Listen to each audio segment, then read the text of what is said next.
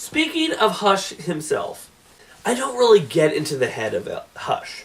That having to be that most of this is a mystery story and he doesn't actually turn up to the very end, and we only get slight snippets of him saying, quoting Aristotle, and that's about it. The only real thing that we got from his character is that he's so greedy. Because he hates Bruce Wayne, not because Bruce Wayne's father didn't save Thomas Elliot's father, but because he saved his mother. That Thomas Elliot, as a kid, cut their brake lines and wanted both of them dead. And that makes it kind of twisted, that this child wanted these two people dead, and that he legitimately thought a strategic way to take both of them out. However, I credit most of the characterizations of Hush to Paul Dini's Heart of Hush, which I might re-review sometime. I did a review on it back in the day, but it wasn't that good. That story elaborates more on the stuff in this story, why, how Thomas Elliot got to know all these supervillains, and how he got them involved, and, stuff like that, and how he is the way he is. I love the fact that he is a surgeon, because that adds a twisted thing, but more into that one, not in this one. And let's continue talking about this one. I think that Thomas Elliot as Hush is a great villain. I just don't think this was just the starting point of the great villain. It wasn't the thing that made him a great villain. This just made him a good villain for Batman to come across. I think it was Batman Heart of Hush that made him a great villain to reuse over and over again. This gave him the motivation and the willingness and the how to take on Batman. Heart of Hush, I think, gave him more motivation and more depth as a villain. I want to talk about the Superman-Batman fight in this, because lots of people, when they bring up that Batman can beat Superman, like I do, they bring up the Batman-Superman fight in Hush. Well, first of all, in this scenario, Superman is mind-controlled by Poison Ivy and goes to take down Batman and Catwoman. Now, the thing that's important about this story is that Batman doesn't outsmart Superman, he outsmarts the mind control. Basically, the mind control can only make you do so much. And if something happens, like in this case, Catwoman pushed Lois off of the Daily Planet, his instincts kick in and he went and saved it. Yeah, his instincts to save Lois. It's an instinct now that he's done it so much. But I think the fight is good because it shows that Batman says that Superman could just splat me into a wall if he wanted to, but he's holding back. I think that's the thing, though, that Superman would hold back in a fight and Batman wouldn't. And that's why I think Batman has a chance to beat Superman in a fight as long as he's prepared. Now, I want to talk about the Joker's part in this story.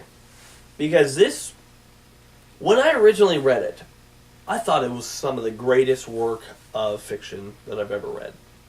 Basically, Batman is chasing Harley Quinn, and Thomas Elliot chased after her, and then you see the Joker standing over the dead body of Thomas Elliot, who we find out later it's not really Thomas Elliot's dead body, it's just Clayface. Which is a good twist. See, that's the type of thing that they should have used to throw me off of thinking it's Thomas Elliot earlier. Because the other stuff was just red herrings. This, having Thomas Elliot supposedly die in the beginning, is a good twist, except for the fact that Jeff Loeb used it in The Long Halloween. So, yeah, that's... But in any case, Bruce Wayne thinks that Thomas Elliot is dead, and another one of his friends is dead because of the Joker. And he goes over the Joker's entire thing, everything, not everything, but I mean the major things that he's done to the people that are important to Batman. How he crippled Barbara Gordon and shot her and made her a cripple. How he killed Sarah Essen, Commissioner Gordon's wife, which, by the way, if you hadn't read No Man's Land yet, is a huge spoiler. Oh, which I just now spoiled for everyone. Sorry.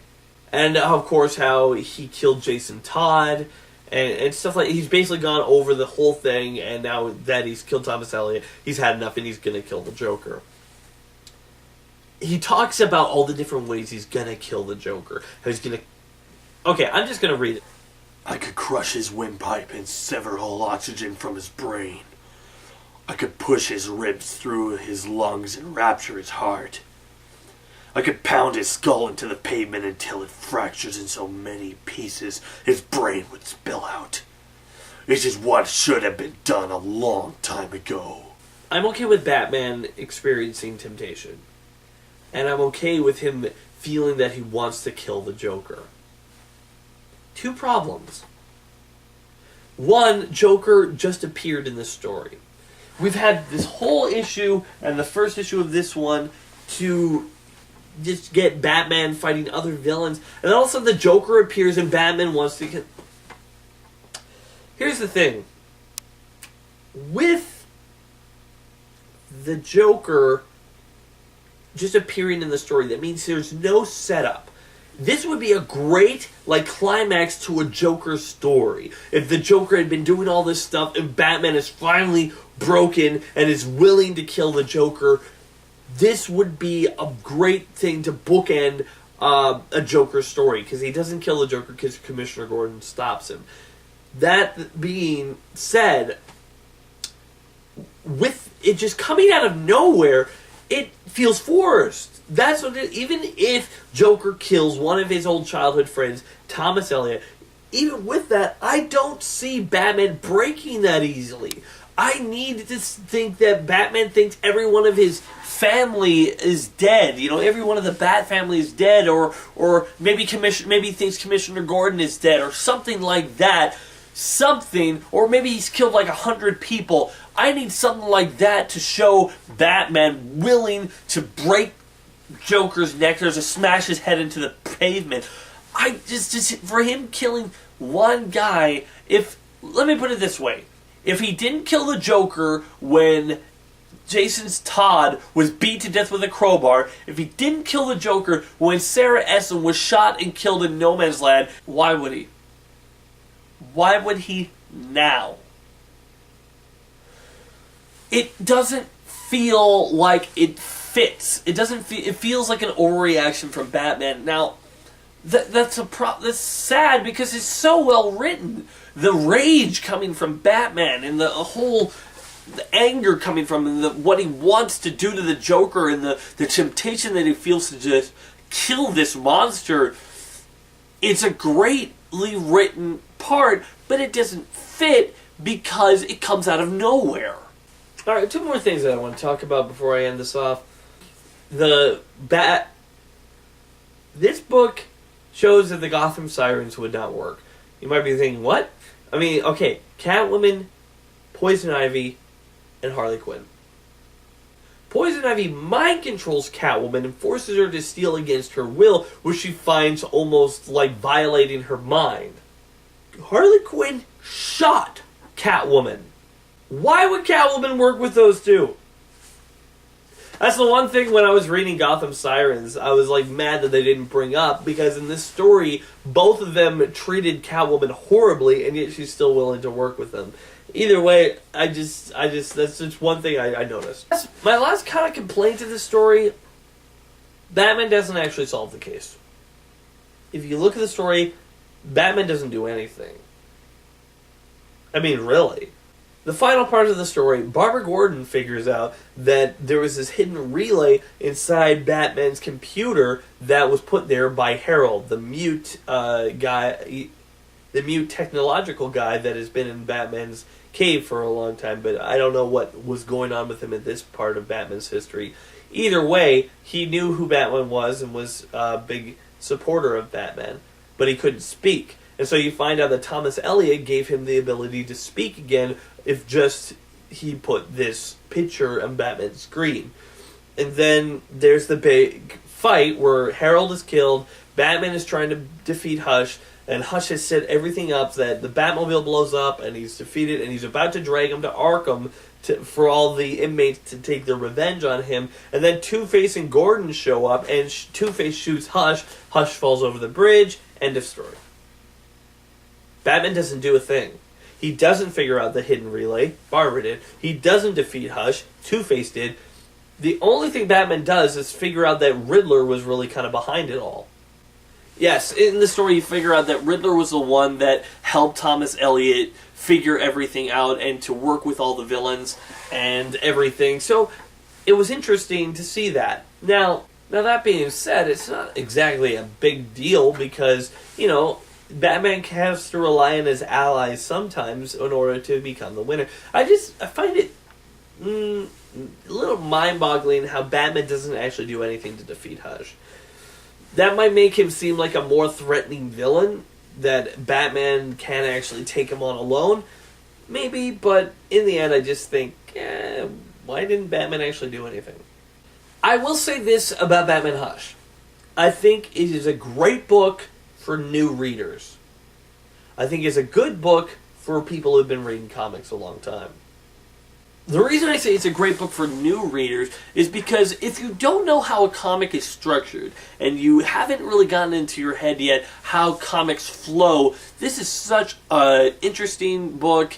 It may not be a great mystery because I kind of spoiled every part of it, but this is a great book for new readers because it really helps you to get immersed in the Batman world. You find out what's happened in the past and what's going on right now and who the villains are, how they normally are. It's a great tour through Batman's world. You get to see how he works with Superman. Oh, one more thing, one more little complaint. Why did Batman go to the Daily Planet? There is no reason Batman should go to the Daily Planet. It might be because he owns the Daily Planet and that's his cover for going to Metropolis as Bruce Wayne to check in on his investments there. But he goes to the Daily Planet for no reason, uses Lois Lane's computer for a sec, and then leaves. And then Clark is just sitting there like, what the heck is going on? And so then Clark goes to find out, and then Clark gets mind controlled. I don't know, it just doesn't seem to work with me. I'm wondering, why did he go to the Daily Planet? But anyway, while there are some red herrings that really are glaring problems that just are just to show readers, no, it's totally not that guy. I think it's still an entertaining read. You really got good dialogue with Batman and Catwoman. It is an amazing dialogue with them and each other. I really buy their romance, though it was kind of hastily ended at the end of the issue. I really buy how he works with the other characters, and you get to see a little bit of the manipulative side of Batman, which I like to see every now and then. It's just a really good read. And, as I've already said, art, fantastic. I think that if someone says, I'm thinking of getting into comics, what do you recommend? I'm a fan of Batman and stuff like that. I say Batman Hush. Because it really helps you to get to know each and every one of these villains and how they work. Except for Scarecrow. His Scarecrow is Jeff Loeb's Scarecrow, and all Jeff Loeb's Scarecrows do is say nursery rhymes! I don't get it, Jeff Loeb! What are you trying to say with that? Like, when I think fear, the epitome of fear, I don't think, hush, little baby, don't say a word, mama's gonna buy you a mockingbird. Even though that song kind of describes Hush to a T. But why is Scarecrow singing? Why? In any case, Scarecrow's not in here a whole lot, so it's not that big of a deal.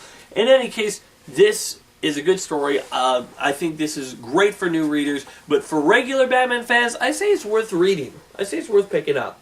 I won't say it's going to be the greatest mind-blowing thing ever, and if you want to see a book that goes more into Hush's history and why he is the way he is, I would recommend Batman Heart of Hush, because this is a book that really gets into Hush and how demented he is and how threatening he can be as a villain. But until that point, maybe I'll review this again some other time, but that might be another time. For right now, I'm giving Batman Hush, both of them, as 1. I'm giving it a 7 out of 10. It's an enjoyable read. There are some things there a little bothersome to the experienced reader, but I think this is one of the best places that you can go to start in comic books. It's where I started, and I think it's where you guys could get a good start too. If you are starting. If you already have all these Batman books and you're just wondering about this one, I'd say it's a really good read. So until next time, I'm LazyDude99, and if I don't like it, it's not worth it. Now, hush. Normally at this point I'd ask what comic book you want me to review next, however that has been called dibs on by Connor Spencer N, who made the Arkham Week logo and requested for me to review Justice League New Frontier Volume 1 and 2. That's going to be the next comic review coming to you. Be sure to check out more of my other videos on my channel, and wait for more coming soon.